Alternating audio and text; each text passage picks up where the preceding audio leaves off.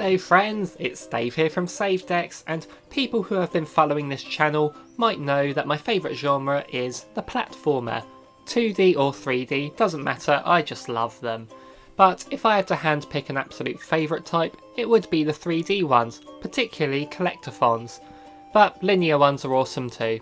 It seemed to be in the N64 and PS1 era that 3D platformers were everywhere. But then they became less frequent over the years, which made me sad. But the 3D platformer seems to have had a resurgence in recent years, and there's plenty to be had on the Switch, which made me happy again. In fact, looking at March, I found out there will be 4 3D platformers coming to the Switch.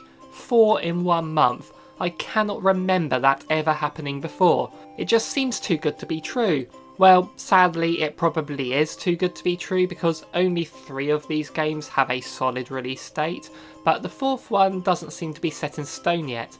So let's just take a look at what these 4 games are and how much I'm excited for them.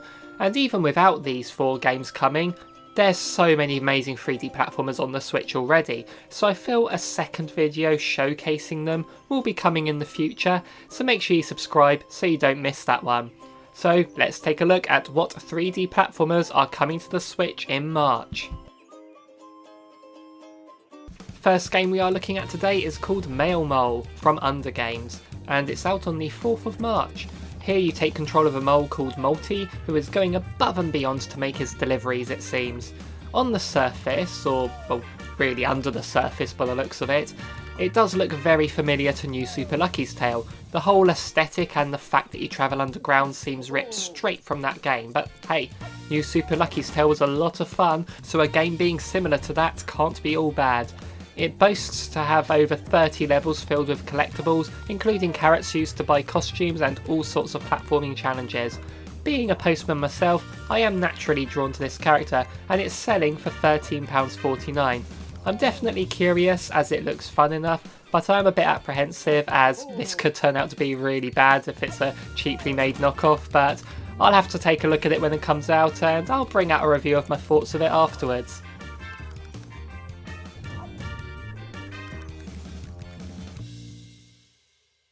Next one I don't think needs any introduction, for it is Crash Bandicoot 4 It's About Time. Even though we own a PS4, when this released on there last year, I stubbornly held off on buying it. I bought the Insane Trilogy on PS4, then it came to Switch. I bought the Spyro Trilogy on PS4, then it came to Switch. We really did learn our lesson on this one, held off just long enough for Crash 4 to get announced for the Switch, and we are both really looking forward to this one. It's coming on the 12th of March, selling for £44.99, which is annoying since it's cheaper in the US. And doubly annoying, I've yet to see a physical copy anywhere, but buying digital gets us some extra skins apparently. Worth it? But this game has been out for a while elsewhere, and I have tried my best to ignore any spoilers, so this game may be old news for some, but it will be a fresh one for me, and I can't wait to dive into it on the 12th of March where we will surely be streaming it. And I know this pun is said everywhere about this game, but it really is about time.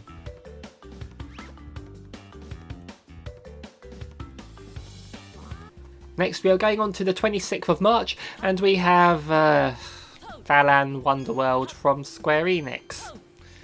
It's a 3D platformer at least, right? Is it any good? Well, the demo wasn't. Which was a shame, as I loved the idea of this game when I first heard about it. I liked the art style, it kind of reminded me of Knights a bit, and the concept of having different costumes that give you your abilities and being able to switch between them on the fly sounded awesome. But after playing that demo, it really didn't play well. You've probably heard it from many other sources, but the demo has put me off this one. Who knows, maybe the final game is a million times better than the demo, but then why would they release a demo in that state? And it's £49.99. That is a lot. If you want to know my full thoughts on the demo, I'll link that video in the description.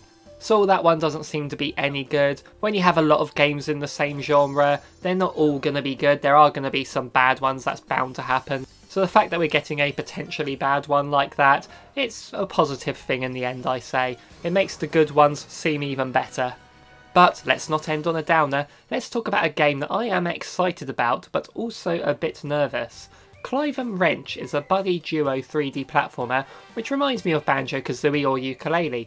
Seeing that Banjo-Kazooie is my favourite game of all time, you can see why I am interested.